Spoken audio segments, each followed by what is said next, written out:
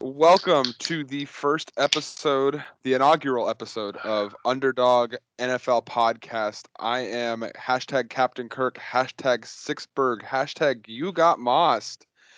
I am your Vikings, Steelers, and Randy Moss admin on Underdog Sports. I am Dante Ferris, and this gentleman to my right here, he's not technically to my right; he's on video, but is our resident Bills admin. Go ahead and introduce yourself.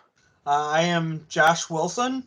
I am hashtag Circle the Wagons on our NFL page.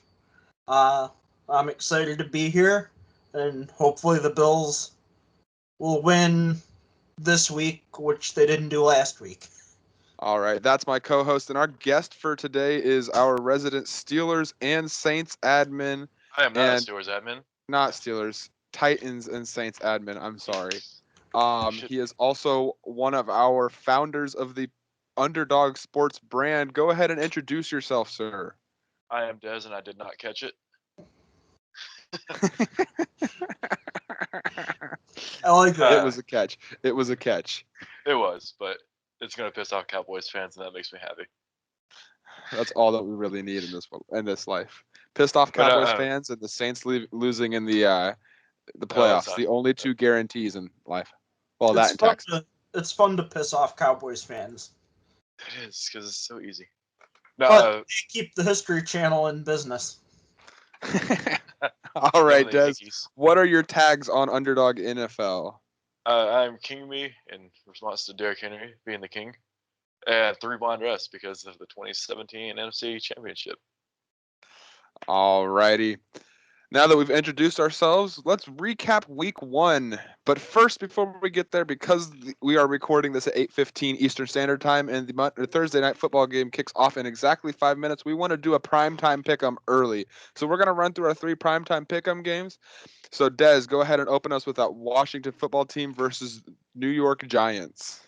The football team in a landslide. Daniel Jones is still going to be Daniel Jones. He'll probably fumble it once and at least throw 1 interception. They've got a solid defense. I think in defense wins championships. Washington wins by go 9 tonight. All righty. Josh, what do you have for that first game? I've got Washington winning it. The Giants are still the Giants.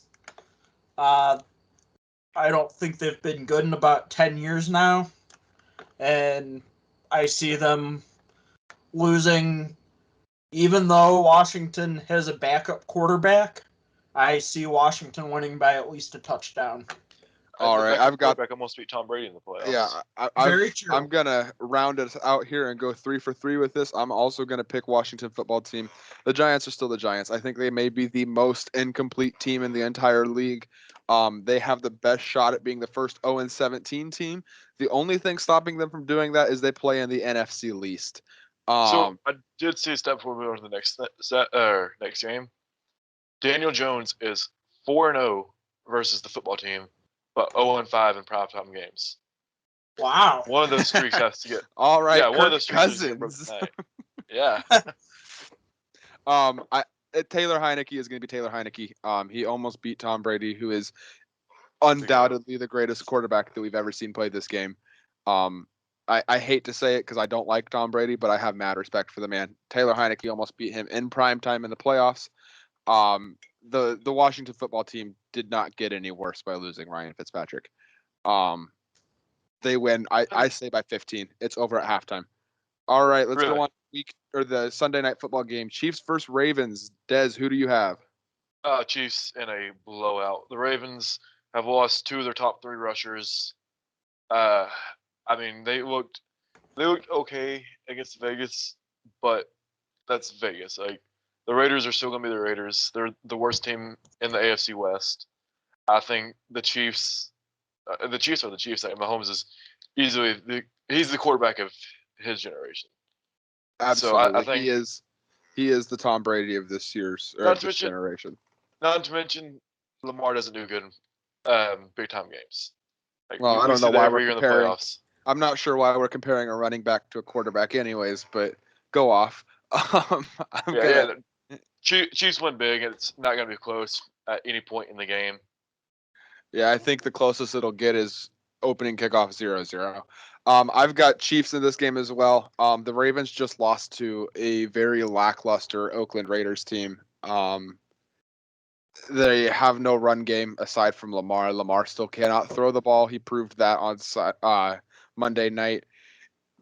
This defense is questionable at best. There are a lot of holes. There's a lot of weaknesses. Patrick Mahomes will exploit them as he has every time he's faced the Ravens and Lamar Jackson. Chiefs, I'd say by 15, 20.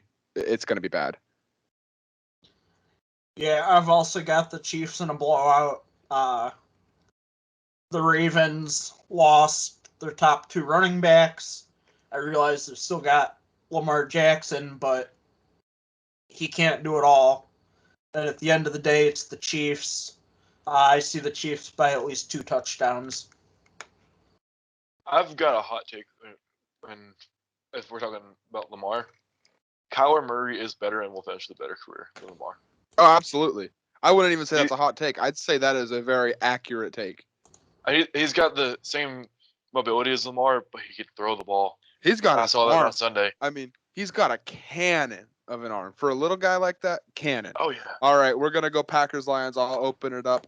I think it's the Packers. It's Lambeau Field. It's a full crowd. It is their first game at no, because I guess Saints-Packers was technically at Lambeau. Was it not? No, it was at TIAA in Jacksonville. Oh, it was in Jacksonville. Okay, yeah. So it's the first game back at Lambeau for a lot of these fans. Plus, the Saints were supposed to be home anyway. In a year and a half, almost 2 whole years. Lambeau's gonna be insane. Aaron Rodgers is still Aaron Rodgers. They rebound in a big way. I say 7-point win over the Lions. It's never really close. The Lions get a couple garbage time touchdowns to make it look close, but it's not. Ahead, Josh, what do you have? I'm going to pick the Lions in the upset. I think it's going to be close, but I think that the Packers are reeling after their loss, and I think that Jared Goff gets his first victory as Lions quarterback. Yeah, I'm going to go right there with you, Josh. I think Detroit wins. Aaron Rodgers has ruined that locker room's atmosphere. He looked god-awful against the Saints. And then the Packers defense made Jameis Winston look like a NFL quarterback, something that we have not seen, except for maybe 1 or 2 games. So I think I'm not gonna say the Lions win big because they're still the Lions at the end of the day, but I do think that Detroit wins 5, between 5 and 9 points is my guess. All right. So now that we've looked at next week's games, like the primetime games for this upcoming week, let's take a look back at week 1. What stood out to you? We're going to start by recapping our games, like our teams, or we're going to recap 3 big games that happened this weekend, and then we'll take a look at our team's games. The first one I want to take a look at, Raiders-Ravens, Monday Night Football. The Raiders looked like a legitimate NFL team. Their offense looked good. And that's saying something because that offense has been stagnant for years. I don't think it looked good, honest. If we're being honest, it looked better. It looked okay in the second half, but that first half was atrocious. Yeah, that's what I mean. Their offense looked improved. Yeah. But that's not something we're used to seeing in this second John Gruden era. Is an improvement. Like the Raiders have taken steps back every year, and it looks like they took a step forward this year. Was Monday? I guess what I'm asking was Monday night a fluke, or is this a sign of what's to come this season? Can they potentially be a wild card team? I think it was a fluke. I think they were going to finish last in their division. The thing that helped them the most was this was their first game in Vegas with fans. So I think the crowd played a lot into it, and then the fact that the Ravens aren't good. They have potential, but they also have injuries. They lost two players to an ACL injury within 2 plays at practice just a few days before the season kicked off. It's going to be a long year if you're a Ravens fan, And that's unfortunate because the Orioles have already tortured the Baltimore area enough. I just don't. I think this was a fluke. The Raiders got the privilege of being being at home for the first time or for the first game, playing an injury-riddled injury-riddled Baltimore team. It's going to be another disappointing season for the Raiders, and it's going to be the season that makes people question whether or not John Gruden is going to be on the sidelines next season. Yeah, I don't know if this was more the Raiders looking good or the Ravens looking bad. I thought heading into this season that the Ravens would be competing in their division. I kind of thought that AFC North would be a fun division to watch, and it still will be with the Browns and the Steelers.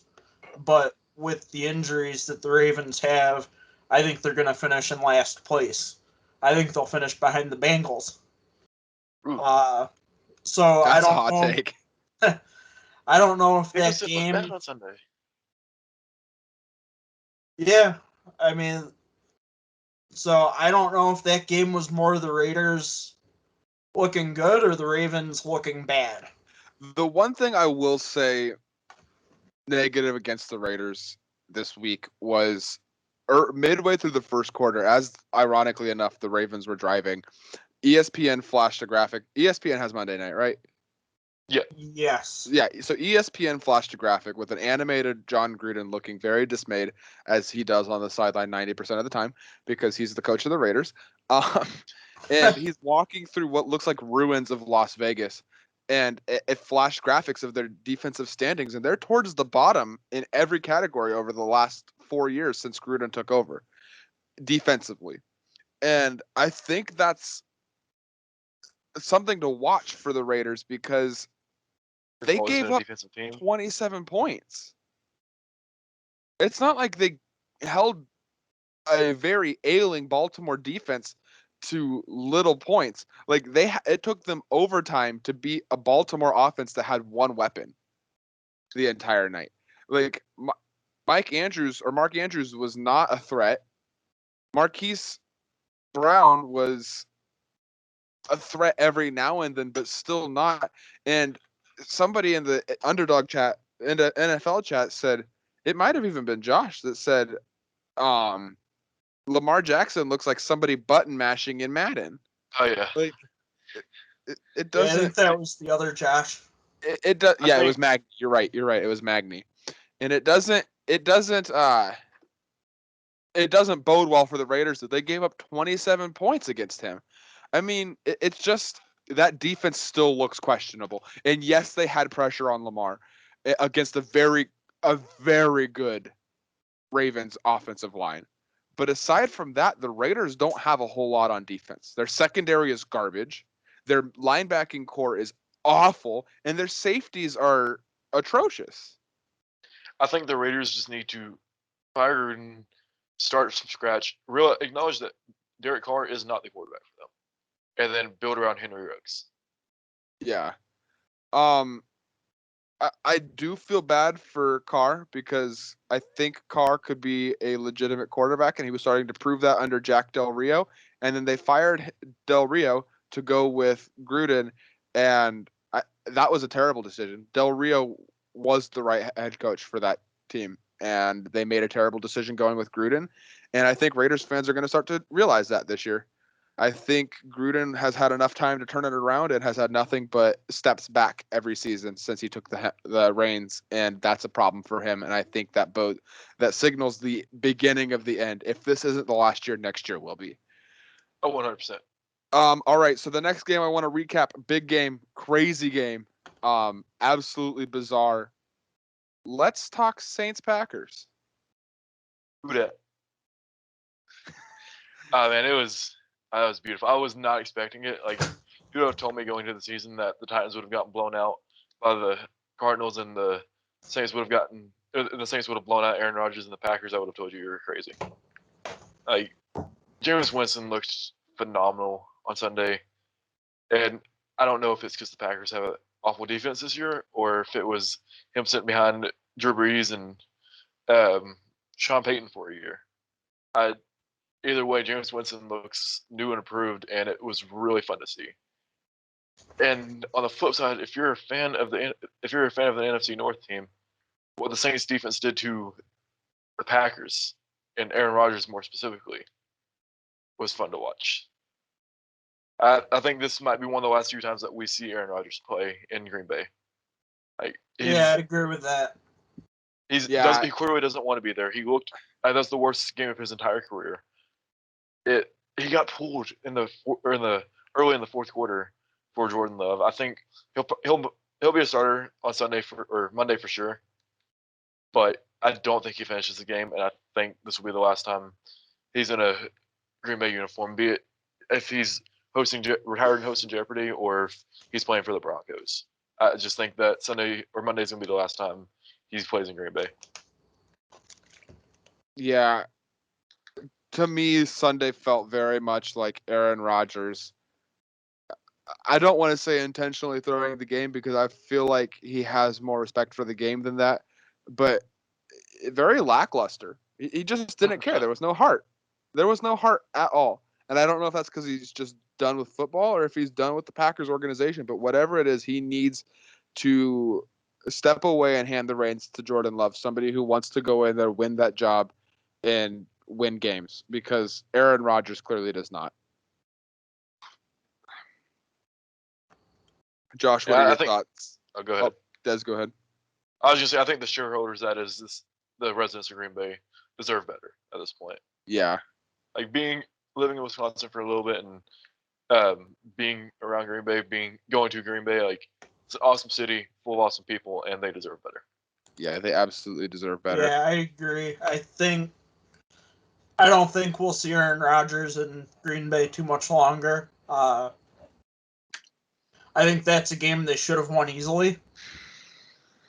But I think a combination of Jameis Winston having the game of his life and Aaron Rodgers not caring like he used to, I think is what led to that score being the way it was. And I foresee him being done sooner rather than later.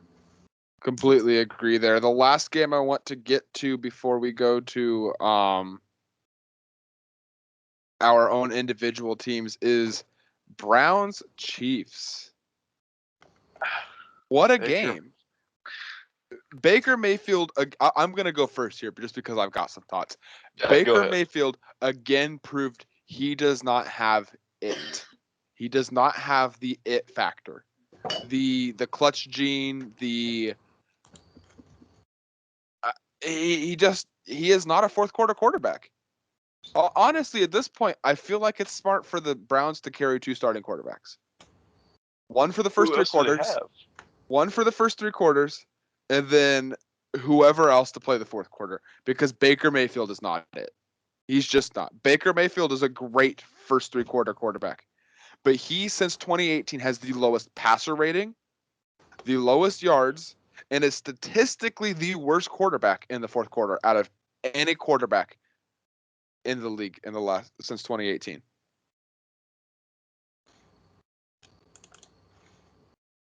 Josh, what are your thoughts on that game? So, I was shocked that the Browns... So, all right, I'll start out by saying I expected it to be a close game. I'm not exactly surprised that it ended the way that it did. However, I'm surprised that it ended the way that it did after the first half that the Browns had. At halftime, I expected them to walk away with that win. And they didn't. They blew it. But I wasn't too surprised that it was as close as it was, because at the end of the day, they're playing Patrick Mahomes. Yeah. And even though I was expecting and hoping that the Browns would come away with that win, I half expected that he would come back the way that he did. Yeah. And as soon as they started scoring points, I knew they were going to come back and win that game, because that's what the Chiefs do. Yeah. Yeah. 2 things I saw in this game. The Chiefs, still the Chiefs. The Browns, very much still the Browns. And I'm high on the Browns. I think the Browns could be contenders for the NFC North. Even as a Steelers fan, I think it's a possibility. But the Browns are still the Browns. If you give the Browns a chance, if the Browns have even a remote chance to blow a game, they're going to. And yes, I understand it's Patrick Mahomes, and he is probably the most clutch quarterback we've seen since Tom Brady entered the league. But you were up 13 going into the half. You were up 9 going into the fourth quarter. All you needed was one touchdown in the fourth quarter. One. You had 15 minutes to get it. And Baker Mayfield, 3 and out, 3 and out. Embarrassing interception, 3 and out. I can't put it all on Baker Mayfield. The fourth quarter was abysmal for him. But where was the defense for the Browns? That defense has been overhyped for the last 4 years. Trust me, I have not liked Myles Garrett since college. I've always thought he was overrated, and that was partially because it was constant comparison between him and Derek Barnett in college, even though Derek Barnett had more sacks.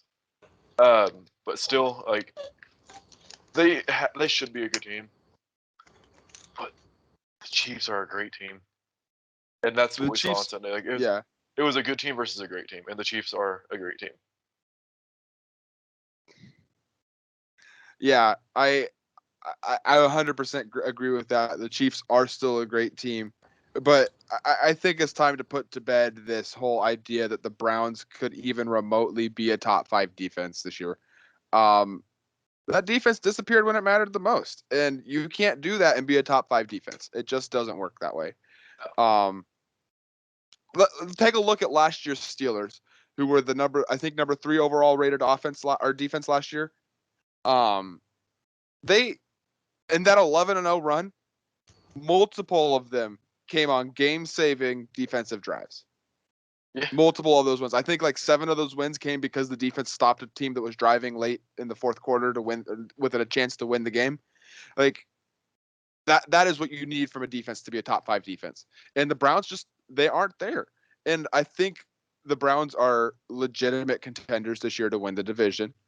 I think the Browns are legitimate contenders, dark horses to make the Super Bowl. I don't think they even have a shot at winning the Super Bowl. There's a very slim shot to make it. I don't think they have a shot to win it. And Browns fans are convinced they're Super Bowl contenders. They're just not. I'm gonna be real. I think the NFC North or AFC North, my bad, is wide open. Like the Browns look like they look like they can be good, but it's hard to tell when they're playing a team like the Chiefs. And then, I mean, every team looked vulnerable, but the team that shocked me the most was the Bengals. Like, I wasn't expecting Joe Burrow to go in there and just whip it out and be like, all right, I'm taking over. I'm making up for last season. And I'm not saying the Bengals are going to win the NFC North. I wouldn't be shocked. It wouldn't surprise me, but that leads me right into where I wanted to go next, the next game.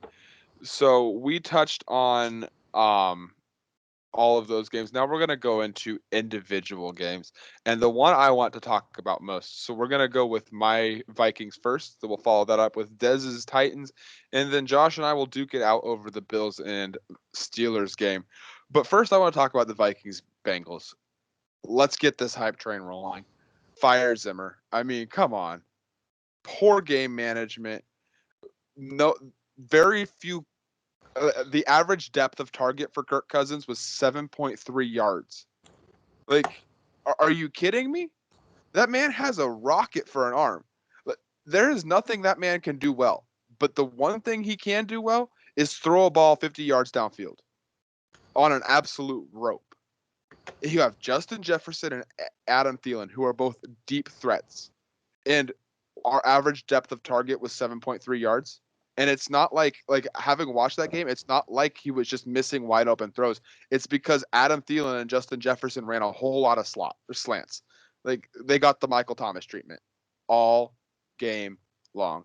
And it sucked because we had the secondary for the Bengals burnt on the 3 deep throws three deep balls we threw. He overthrew one, which was just pregame jitters, or was just week 1 jitters. It was like early in the first quarter. He overthrew a ball like 30 some yards downfield, and it was just it is what it is. You accept that from Kirk Cousins because Kirk Cousins will 9 times out of 10 hit that throw. So you accept the 1 time out of 10 that he misses it. You got and then the other 2 were hits that were like 35 plus yards downfield, and then everything else was within the first down marker. Like no throw past the first down marker other than those 3. It was just ridiculous, and I think it comes down to a terrible play calling. It comes down to a lack of knowledge of our playbook, which also boils down to coaching. And we had 8 or 17 penalties for 180 some yards. That Which also seems super like undisciplined. it looks like it's a lack of trust in your quarterback as well. Yeah, and that's ridiculous because we paid him $84 million a year for 4 years. Like, if we're gonna pay that man that much money, trust him. Let him run your offense. Or trade him. Like the Niners wanted Cousins this summer. Why did we not trade him if we don't trust him? You know? And that falls back on Zimmer, and Zimmer wanting to prove that he was right when he made the call for Kirk Cousins. And he was wrong. Just accept that you were wrong. Move on from Cousins. It's over. Like, Cousins is not our guy. But the 18 penalties for 100 or 17 penalties for 180 plus yards, that's got to be fixed. That's on Zimmer. That is 100% on Zimmer, and a lack of preparation. Excuse me. That's on Zimmer, lack of preparation. It needs to be fixed. It needs to be fixed now. I have a really bad feeling we have another 1-5 start. Zimmer's fired by the bye week, but we'll talk about that later in the next segment. All right, Dez, let's talk Saints or Titans Cardinals. This part's gonna have to get cut out. Should I use the line I used last time? Absolutely. All right, Absolutely. Cool. All right. Yeah. Let's go back again. All right. Zimmer's gonna have to be fired. Dez, let's talk Cardinals Titans. What does a bad actress, a cokehead, and the Titans all have in common? What's they that? all need a damn line. I like that. Quality. That's good. That's good. Like, God, I love Taylor Lewan. He's easily one of my favorite players, not only on the Titans but in the league. He's just a fun guy, and he also replied to me on Instagram, which that helps. But I don't know, man. Like, allowing Chandler Jones to have 5 sacks against you is horrible. He's not a bad lineman by any means. But allowing anybody to have 5 sacks in one game against you is horrible. Like, and honestly, if we could have just held our blocks longer, I think the Titans win big. But when you don't give Tannehill enough time to throw the ball, or so AJ Brown and Julio Jones can get open downfield, which they're going to. They're 2 of the best receivers in the league, so they're going to get open. Just gotta give them a second. And you don't give Derrick Henry any holes to run through, it's not gonna be. We saw the results. I think this game was a fluke. Like, if you look at the stats, I want to say J.J. Watt in his career has 29 sacks against the Titans alone. So I think what happened was we overprepared for J.J. Watt, tried to slow him down, and Chandler Jones just he made up for the lack of attention and just tormented us in the backfield all game long. I do find it funny that J.J. Watt leaves your division, and yet somehow he's still week 1. Yeah, fool. The schedule makers 100% knew what was going to happen in free agency and said, absolutely, we're going to fuck with the Titans this week. Thank God Deshaun Watson wasn't there, because he also has the tendency to burn us if he has any help whatsoever. Yeah. But Deshaun Watson's just a generally terrible human being, and I hope he never plays another game of football. Says the Steelers fan. Hey. Yeah, I mean, what's Ben Roethlisberger, 2-0? Yeah, he is. That's actually. Hey, you watch that. You watch yourself there. Kobe Bryant did not do that. I will stand by that. I will die on that hill. I will die on that hill. But I think we bounced back this week. The Seahawks aren't an easy team to beat at all. but clearly we saw that the line needs help. I think I think I was listening. They only played 7 total snaps as a offense. No, they hadn't even done that because AJ Brown was out all preseason. So that was the first time that our starters have played together since we'd acquired Julio and try to bolster our line.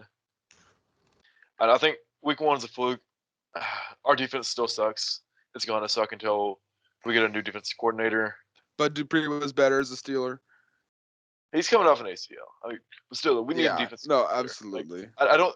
If I'm not mistaken, we don't have one. I think Vrabel is in charge of it, and I think he needs to focus on coaching, like being the head coach, and we need to hire a defensive coordinator. It killed us last season. It's going to kill us this season. The only difference was our line could somewhat block last year. Yeah.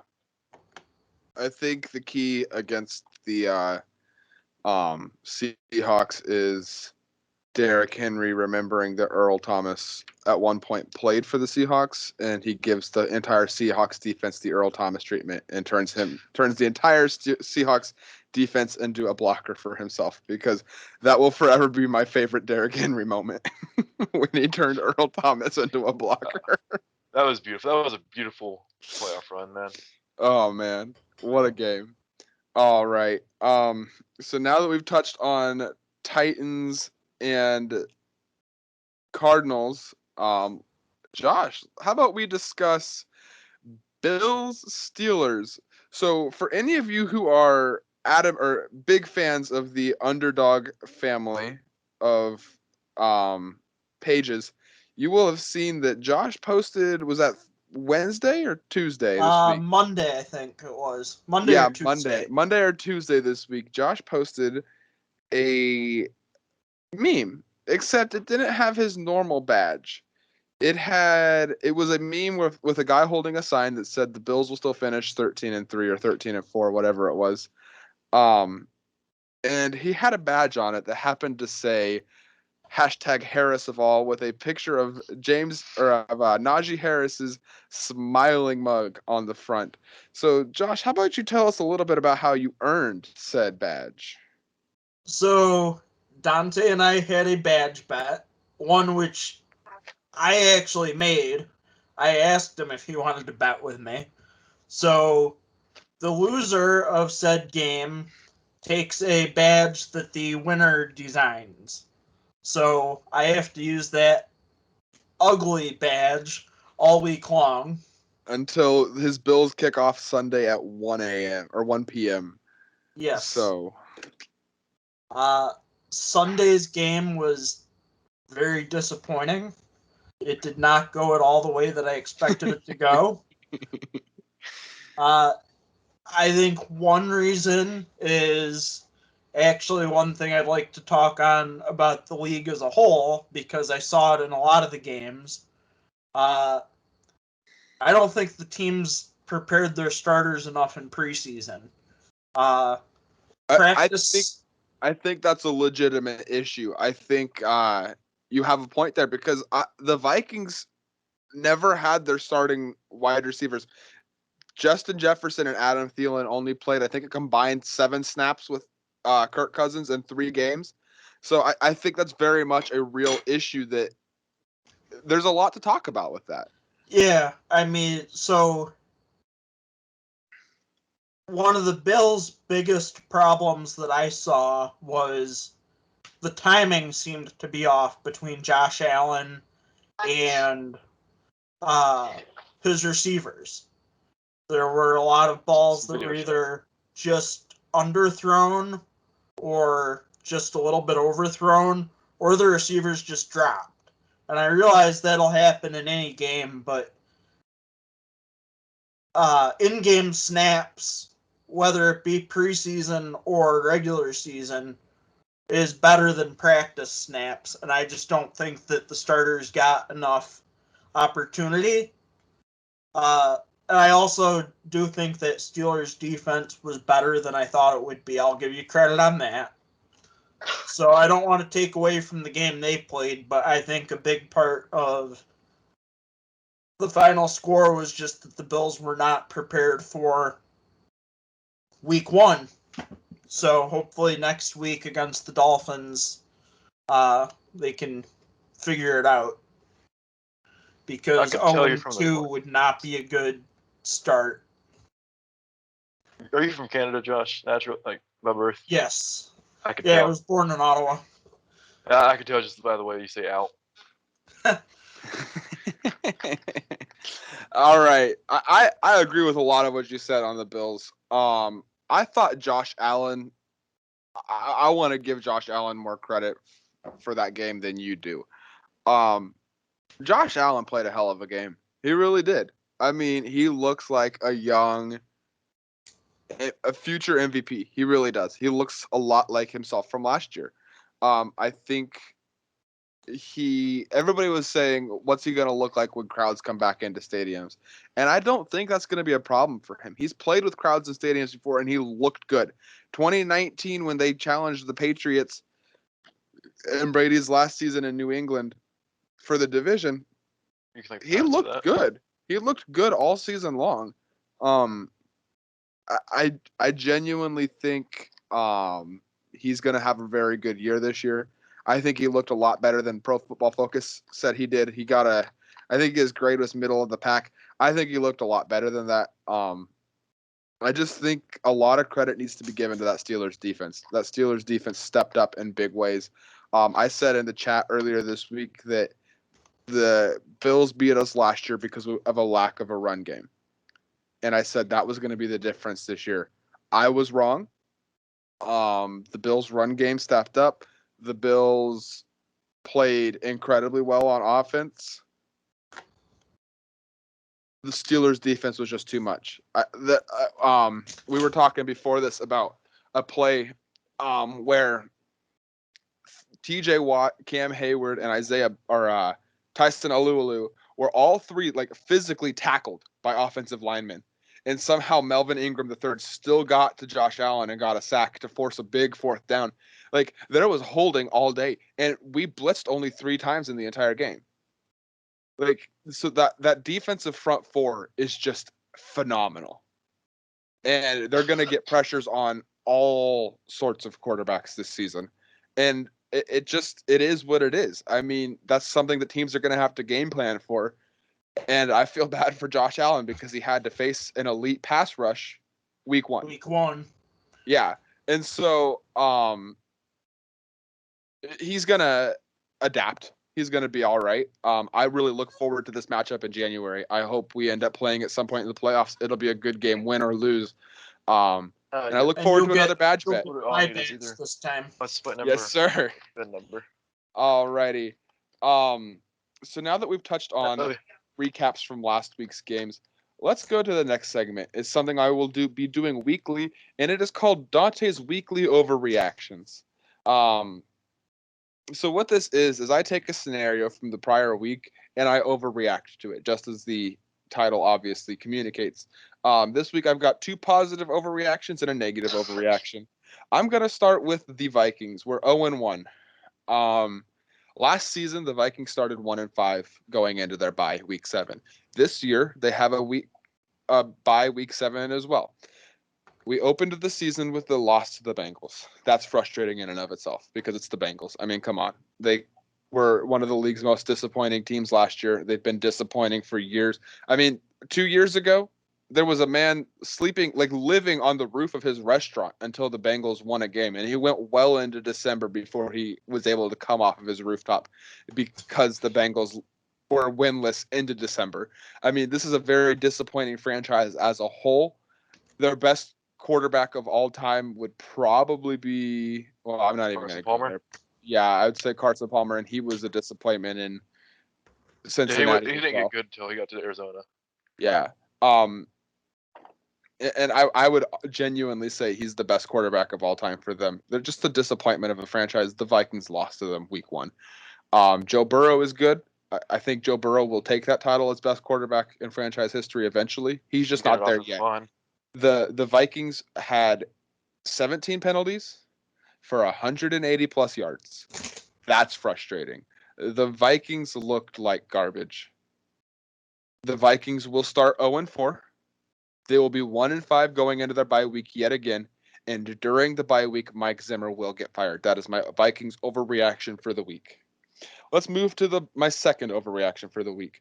The Broncos beat the ever-living snot out of tonight's Thursday night football team, the Giants. My overreaction to them is that those Broncos are a legitimate Super Bowl contender.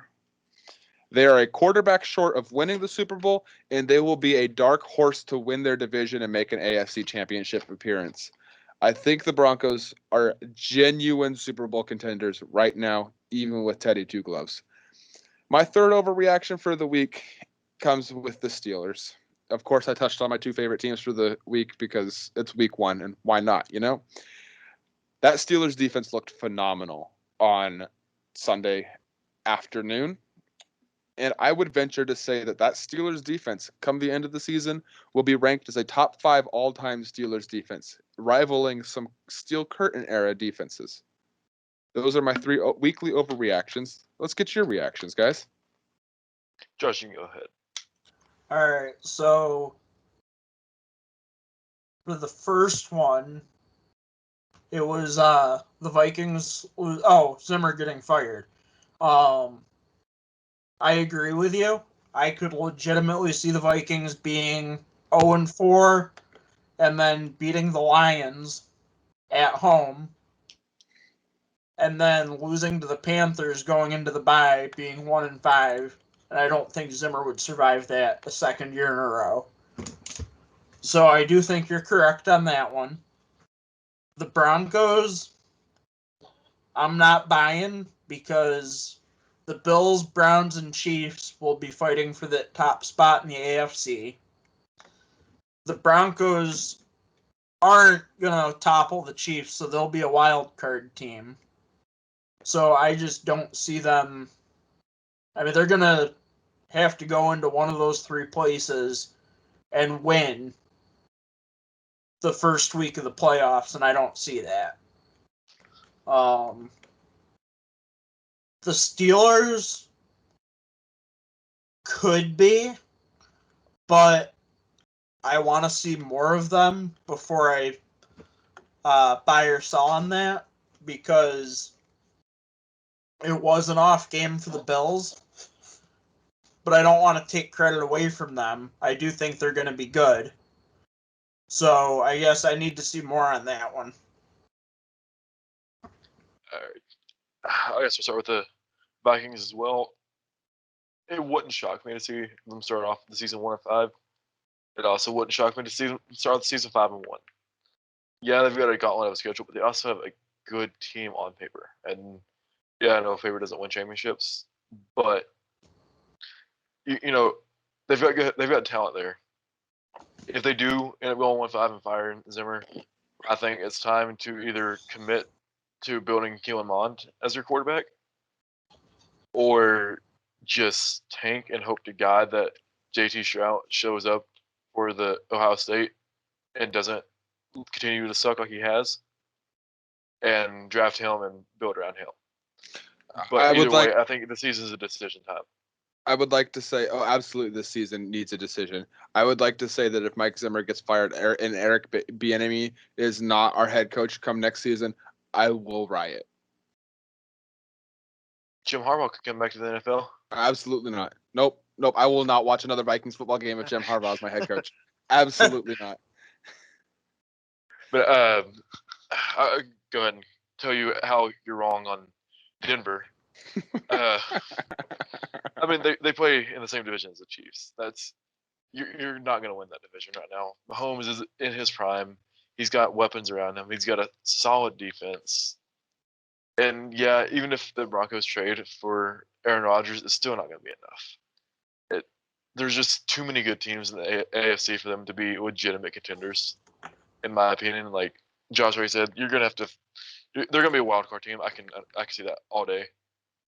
But then they're going to have to, if they win that wild card game, they're going to have to go into Kansas City, which is always a hostile crowd, or they're going to have to go into freaking Buffalo in January, and that's never a fun time, even if you live in Buffalo.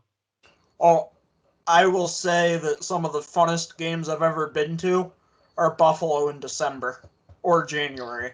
I mean, I don't doubt it. Like, chances are they're like it's gonna be a whiteout, and yeah, Broncos playing in Denver, they're not shocked by the cold. It gets cold out there, but it doesn't get Buffalo cold. The fans show up. The fans don't show up in freaking busloads like Buffalo does, and you can't deny Jump that through tables and exactly. Like, Buffalo's got the best fan base in the league, and you can't. It's hard to argue that. I think they'll make the wild card. That's a given. They've got a great team if they can stay healthy. Jerry Jeudy did just go down for an extended period of time, so I mean that's gonna be the thing. Like, I think the reason they make playoffs last year is because Cortland Sutton was out for the season.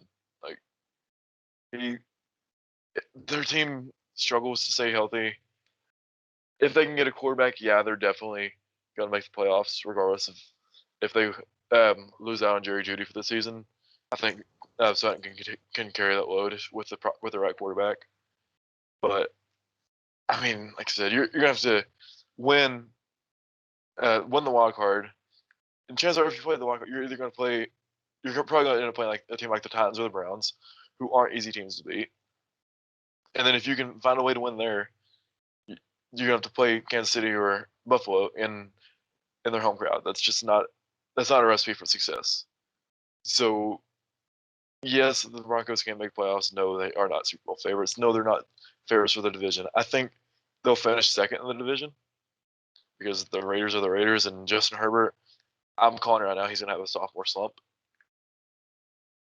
So, and in response to the Steelers, like it's possible. It's week 1. It's early to tell, but they did shut down a really good Bills offense. And Josh Allen is legitimately, I think, a top 5 quarterback in the league. I'd say top 2, but yeah, it's hard to put him above Brady or Mahomes. I'd say Brady is third. Brady's great, but Brady did not look like primetime Brady. No, he didn't. Last year he didn't look at his best either, and they still won a Super Bowl. Yeah, but so I don't know. I think I'd say it's Mahomes, Allen, Brady, but you can put those 3 in any order you want to, and it'd still be accurate. I mean, regardless, he's one of the best quarterbacks in the league. Yeah. All right. You can't argue that. Alrighty. Directly into game of the week. All right, Josh. Now that we finished with overreactions, our next segment up is your game of the week, where you will preview every week your pick for game of the week and a must-watch matchup. What is your game of the week this week? Okay, so I'm going to be a little bit of a homer this week and go with Bills-Dolphins. This is going to be huge in the AFC East race. Last year, the division came down to 3 games, which I realize isn't exactly close, but it's not winning the division by a long shot either. And we get Tua in his second year. I think he's kind of figured some stuff out. I don't foresee a sophomore slump from him. I do, however, think the Bills will rebound. I'm hoping that Josh Allen comes out with a strong performance. I agree he didn't look terrible on Sunday, but he needs to look better. So this is my game of the week. I am predicting the Bills will win by 7. All right. Bills Dolphins. I mean, this is a division between the Bills and Dolphins this year. Yep, I think 100%. It'll come down to week 15 or 16 before it's decided one way or another. The only problem I foresee with the Dolphins right now is before we started recording, Josh and I, and Des a little bit, he hopped in at the tail end, but we were talking about the history of left-handed quarterbacks in the NFL. There are 3 on that list who had legitimately solid careers. That was Michael Vick. It was, and then the only 2 that are Hall of Famers are Steve Young and Ken Stabler. I mean, there's only been 3 in the history. Like we just celebrated 100 years or 150 years of the NFL. 100 years. 100. 100 years of the NFL, 150 of college football. We just celebrated 100 years, and there's only been 3 that have had legitimate, lengthy careers where they accomplished things in the NFL. I mean, the future looks kind of bleak if you're a left-handed quarterback, and Tua is. I think that's something we've got to look at. Defenses seem to be able to figure out left-handed quarterbacks relatively easily. I don't know think if it's defenses figuring them out. I think it's more so receivers not being able to catch the ball because it spins differently. That's what I've heard a lot. They complain because the ball spins the opposite direction. Yeah. So I think that's something to look at with Tua. I am not certain that he's the quarterback of the future. And I think that is compounded by the fact that Brian Flores, who told his team Tua is our quarterback going forward, also actively reached out to the Texans trying to trade for Deshaun Watson. Could you not? She's mocking me over here sitting on my bed.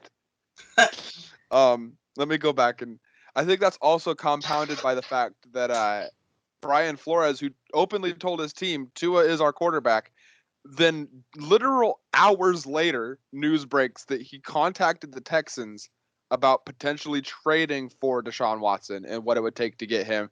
That just shows me that the organization's not sold that Tua is their quarterback. That shows me that the head coach is not sold that Tua is their quarterback. I think it's going to be a matter of time before Tua's out in Miami and somebody else is in. But maybe Tua surprises and he shows us something this week. I take Bills by. I'm going to go 9. I'm calling Miami in the upset. I think the Bills are a great team, but I like Tua, and I don't like Alabama players as a Tennessee as a UT fan. I hate that school. I hate the state as a whole. But there are 3 Alabama players I like, and Tua happens to be one of them. I think the Dolphins excite me. They've got a young team that's got a ton of potential. I could be wrong. It wouldn't shock me if I was wrong. But I do like the Dolphins in this matchup. Dolphins by 3. Home field advantage plays a lot. Yeah, I mean, they are going into Miami where it's going to be hot. Yep. I mean, we're in the hottest month of the year right now. Statistically, it's the only thing that concerns with this Dolphins team is lack of experience. They don't really have a whole lot of veteran presence. The thing is, Miami has the most to gain. Buffalo has the most to lose. Yep. If Buffalo goes 0-2, I think that's basically the nail in the coffin for their division chances. I wouldn't say that, but I think it does set the tone. This game does set the tone for the Dolphins as a season, and it goes a long way as to see if Buffalo is a legitimate contender or not. Yeah, I want Buffalo to beat the snot out of Miami to prove that it was not a fluke that the Steelers beat the Bills and that the Bills haven't taken a step back, and that's why the Steelers beat them. But at the same time, every ounce of me wants to see the Dolphins take that next step forward. You guys are killing me. But I still fun when the Dolphins are good. I still take the Bills by 9. I think Allen figures it out this week. I think the defense steps up much like they did last week. I just don't think Tua has the answers for the Bills defense, and it's over by the end of the third quarter. If the Dolphins win, I'm never going to hear the end of it from my wife's family because they're from Miami, and most of them are. You better start fans. praying, buddy. You better start praying. All right, let's go ahead and preview the week ahead. We're going to pick, each of us are going to talk about a couple games that we find exciting. I'm going to go ahead and start. The one that intrigues me the most is how. What? Yeah, that's why we started talking about the Dolphins and the Bills. Yeah, that's Josh's game of the week. Now Yeah, we're you said just let's get started. previewing the week ahead. We're previewing the week ahead. It's two different segments. Yeah. I didn't get a game of the week. Fuck. No, that's Yeah. Josh's segment is game of That's the my week. segment as a Oh. host. Okay. That's his signature segment. You'll get a preview of the week ahead. You'll get to pick your game that excites you this week. Don't worry. You can still get excited. A game that I think is a must-watch game is Cowboys-Chargers. Cowboys coming off of a close loss to a very good Bucs team, and the Chargers looking absolutely phenomenal on Sunday. I think it's must-watch football. I'd take Cowboys by 3. I can see that, but at the same time, like, I know it's not a big game as far as like national TV goes, but I think it's a big game for both teams. And Dak and Zeke don't show up in big games. Yeah, that's fair. I think this is the game that starts to turn that around. Josh, what other game aside from Bills Dolphins are you looking forward to this week? The Buccaneers and the Falcons. I do think that the Falcons could potentially contend in that division. I understand that the Bucs still have Tom Brady, even though he's 44. I mean, he's a good 44. I think with Matt Ryan and Calvin Ridley, I think the Falcons could potentially contend, and I'm looking forward to see that divisional matchup. I do think the Falcons need a better running back, but that's really the only weak spot in their game. Is the fact that their running back, their leading rusher this past weekend was Cordero Patterson with 54 yards. For those of you who don't know who Cordero Patterson is, he was a former early round draft pick for the Vikings. He was supposed to be the answer to our wide receiver 3 problems. He was supposed to be the second coming of Randy Moss. While he was the greatest kick returner and punt returner in the history of the Minnesota Vikings, that man could not catch a football to save his life. He spent some time with the Bears, where he also tormented the Vikings as a returner. But it's funny because he started to make the transition to running back late last year. And this man is like 6'4" or 6'5". So he's a big dude, like 250 some pounds. Big dude. And now he's playing running back. I love to see it. I know Dez is a Tennessee fan, loves to see it. This is just must-watch football. Cordero Patterson, massive dude running the football. Love to see it. Let's see more of it. 2,000-yard rushing season. That's all I want from him. All right, Des. What is a game you're looking forward to this week? I'm gonna be a homer. I think the Saints and Panthers it's gonna be a fun game to watch. I really think that Sam Darnold is going to do really well in Carolina because he looked like crap because he played under Adam Gase, and we know how great Adam Gase is as a coach. So I think this is, for Sam Darnold, it's another Ryan Tannehill situation where he leaves Adam Gase he gets traded from the Adam Gase system for a team that plays in a weird division to predict, and then on a team that has arguably one of the top 3 running backs in the league. So that, it's hard not to see the similarities in the two. And then looking at the Saints, Jameis Winston looked phenomenal against the Packers, and it's going to be interesting to see if it was just a week 1 fluke, or if Jameis actually learned under Drew Brees, and if Sean Payton is the right system for him. It might not be a close game because the Panthers are still the Panthers, but I think it's going to be an interesting one nonetheless, just to see where the teams are as early in the season, and if week 1s were flukes because the Packers may be awful this year, and then the Panthers played the Jets, and well, we know how great the Jets are. Yeah.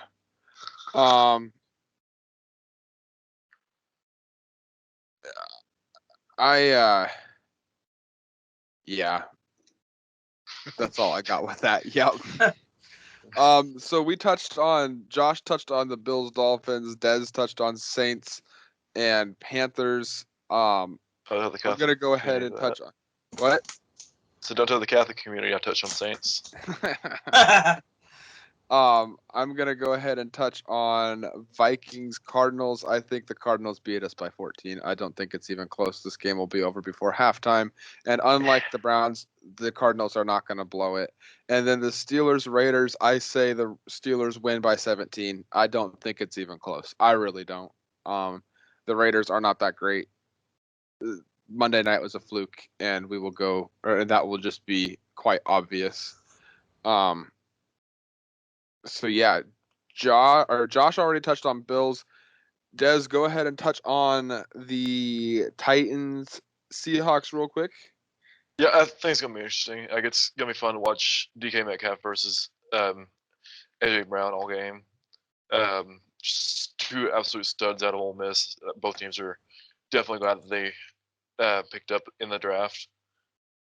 If the Titans can block some guys, I think it's gonna be a great game. If our line fails us again, I think Seahawks are gonna blow us out because you can't win without an offensive line. Yeah.